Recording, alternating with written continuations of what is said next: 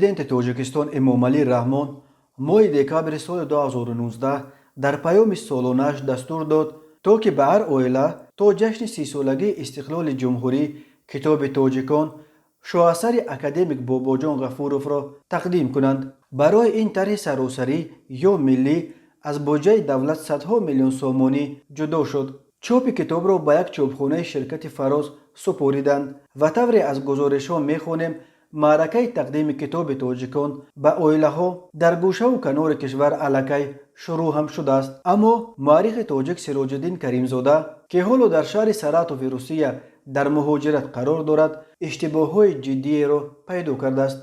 او از جمله می نویسد خطاهای زیاد زبانی، اسلوبی و دیگر نادرست بیانی ها همانو در این نشر دیده می شود. کتاب کس را خیره می سازد مگر برای دولت صاحب استقلال در مهمترین کتاب تاریخ ملی آوردن واژه خنده‌آور کوچش که حتی در فرهنگ زبان تاجیکی نیز نآمده است عیب نیست. متالورگی آهن یعنی چی؟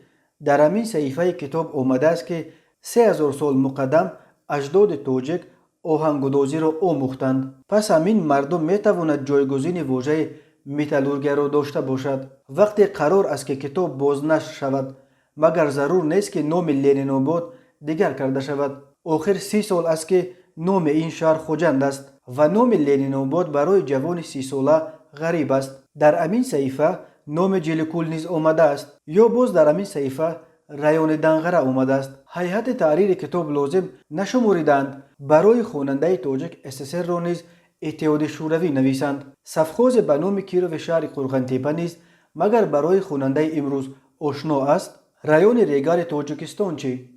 اکادمیک باباجان غفورов که از سال 1946 تا 1956 طی 10 سال کاتب یکم حزب کمونیستی تاجیکستان و عملا رهبر رقم 1 جمهوری بود. بعد رفتنش از این مقام مدیر پژوهشگاه شرقشناسی اکادمی علم‌های SSR در شهر مسکو تعیین شد. مهمترین کتاب زندگی او 2 جلد تاجیکان است که اکادمیک غفورov در دوره کارش در پژوهشگاه شرقشناسی مسکو تالیف کرده است. باباجان غفورov سال 1997 برای کتاب تاجیکان و دیگر خدمت‌هایش سزاوار عنوان قهرمان تاجیکستان شد.